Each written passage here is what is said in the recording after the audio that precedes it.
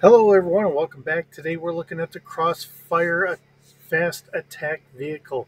Um, we're trying YoJo.com. There's a ton of ads on here today because we got elections and whatever else going on. So I do apologize for that.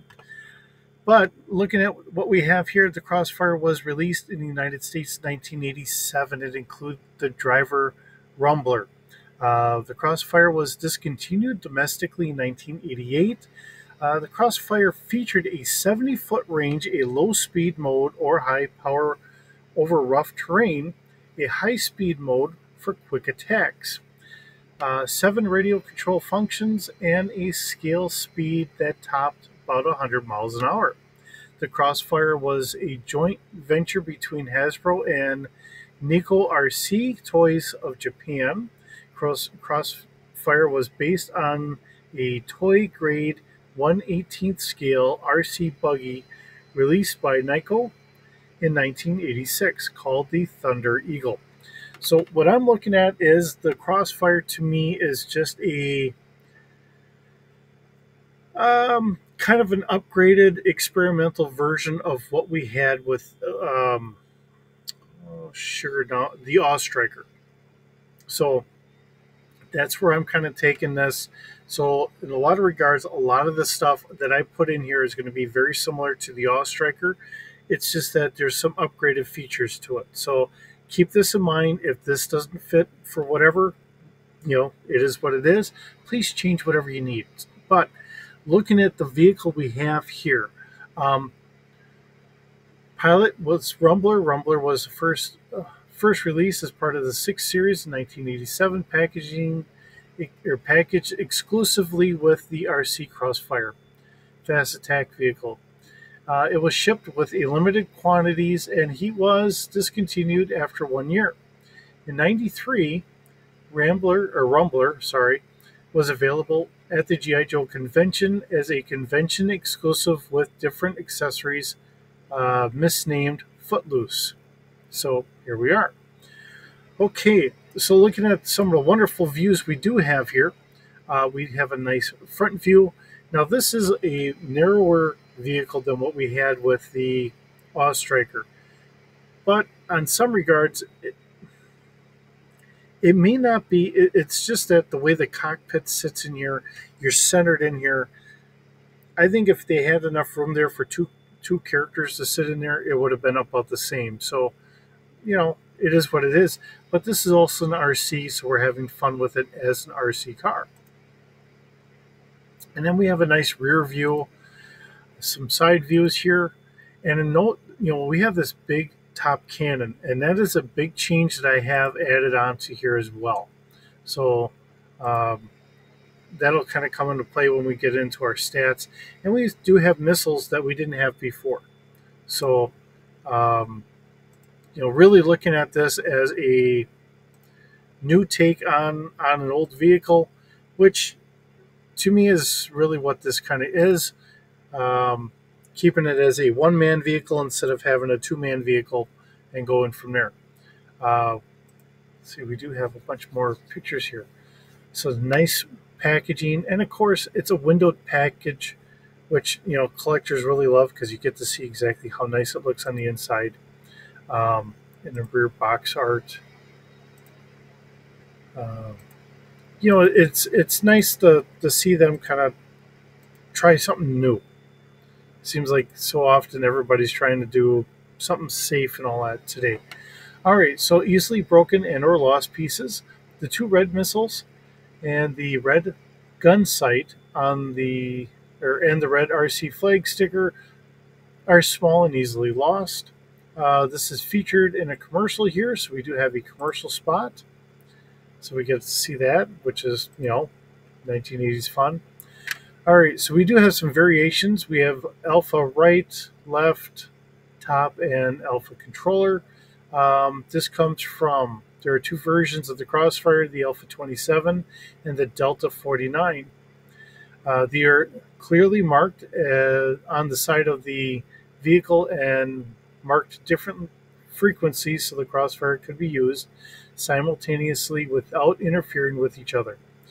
So What we're talking about is the Alpha 27 frequency and the Delta 49 frequency, being at 27 hertz and 49 megahertz. So, all right, and this sold for, this is a quite expensive for the time, being at almost $80, $79.97. So, you know, back in 1987, that is quite a bit of money. But I'm sure there's a lot of people that had picked it up or dreamed about it because I mean it's a radio controlled car. All right, so taking this into what we have here, um, like I said, now this is very much a repeat or a lot of a repeat for what we had for the Awe Striker. Okay, so this is at speeder scale, roughly 13 feet, 3.9 meters. This only has a crew of one, no passengers, where the Awe Striker had a crew of two and I believe two passengers. I gave it a full coverage because looking at this, it looks like you're covered in there a little bit more than what we were before. It is at ground altitude. Obviously, it's not flying. I gave it a maneuverability of 3D, being a little generous. And the Awe Striker, I think we had at about 105 miles an hour already, which does put this roughly about the same.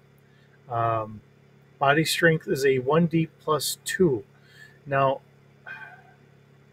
actually, I think that's what I had for the Awe Striker. I'm going to take this up to a 2D plus 2. Actually, why don't we upgrade it to a 3D plus 2? Because we do have some extra panels here. If it's a single person, maybe it is significantly upgraded here. And getting into what we all have. So we do have a dual heavy repeating blaster, which is in the front. So that's these red cannons sitting on either side of the driver. They're at personnel scale. Fire control is at 3D, and it does 7D damage. Now remember, that's personnel scale. We do have two missiles. They're front facing. They're at speeder scale. They're doing 7D per missile. And they have a fire control of 2D plus 2. Now here's the big change. Now we have this big cannon on top. So I have that as a dual heavy repeating blaster. And this is a computer controlled. It is on a turret. So while you're driving and you're taking care of whatever is in front, we now have a computer that is designating whatever a Cobra target is.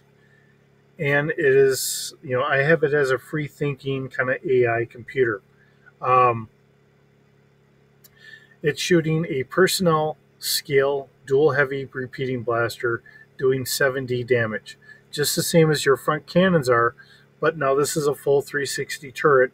So if you miss someone, it can hopefully pick up for you. With that being said, however you want to play that out, if you want to say that it is more human controlled, that's perfectly fine. If you just want to say it's got its own mind, kind of like taking the idea of Kit from Knight Rider. It can determine on its own what should or should not be shot at. Okay?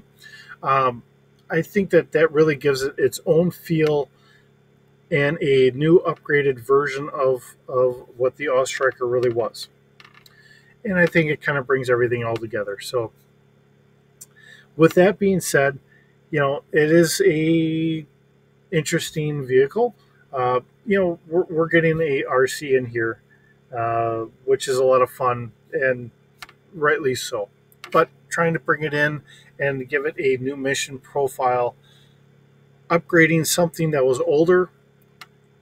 G I Joe, in so many ways, in my mind, had always gotten experimental equipment, things that may or may not make it into regular forces. When we look at the Sky Striker or the Skyhawk, the Sky Striker was an experimental version of the F-14 that everyone else got.